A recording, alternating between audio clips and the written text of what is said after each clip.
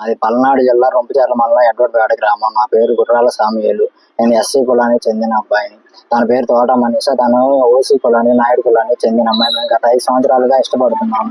మా ఇద్దరు కులాలు వేరవటం వల్ల మా పెద్దలు అంగీకరించలేదు. మేము చాలా మాట్లాడాము కానీ వాళ్ళు ఒప్పుకోలేదు. మాకు ప్రాణహాని ఉంది, అందుకని డిఎస్పీ గారికి అర్జీ పెట్టుకున్నాం. 15 రోజుల క్రితం మాకు వివాహం అయింది.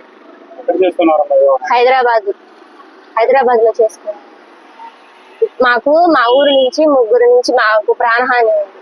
వారి పేరు జిడ్డు ఎర్రయ్య, జిడ్డు రాజా. మా నాన్నగారి పేరు తోట శ్రీనివాసరావు. లేదు, మాకు సహాయం చేసిన వాళ్ళని కాల్ చేసి వాళ్ళని స్టేషన్ లో పెట్టడం, ఇబ్బంది పెట్టించడం బాగా జరుగుతుంది.